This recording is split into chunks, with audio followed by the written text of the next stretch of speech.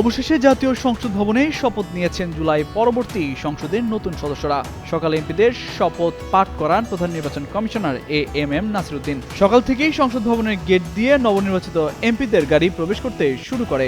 এদিন সংসদ ভবনের শপথ কক্ষে প্রধান নির্বাচন কমিশনের কাছে 3 ধাপে প্রতি ধাপে 100 জন করে নবনির্বাচিত সংসদ সদস্য শপথ নেন। এরপর দুপুরে বিএনপির সংসদীয় দলের বৈঠকে আনুষ্ঠানিকভাবে তারেক রহমানকে সংসদ নেতা নির্বাচিত করা হবে। বিকেল 4টায় দক্ষিণ প্লাজা আয়োজিত বিশেষ অনুষ্ঠানে রাষ্ট্রপতি মোহাম্মদ শাহাবুদ্দিনের কাছে প্রধানমন্ত্রী হিসেবে শপথ নেবেন তারেক রহমান ও নতুন মন্ত্রিসভার সদস্যরা। সন্ধ্যায় মন্ত্রিপরিষদ বিভাগ থেকে নতুন মন্ত্রীদের দপ্তর বন্টন করে প্রজ্ঞাপন জারি করা হবে।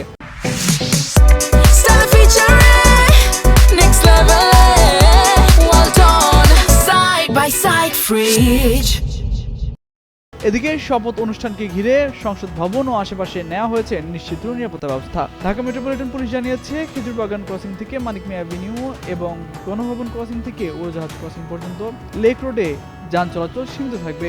বিকল্প সড়ক ব্যবহারের পরামর্শ দিয়েছে পুলিশ। 12 ফেব্রুয়ারি নির্বাচনে তারেক রহমানের নেতৃত্বে বিএনপি জোট 212 আসনে জয় পেয়ে নিরঙ্কুশ সংখ্যাগরিষ্ঠতা অর্জন করেছে।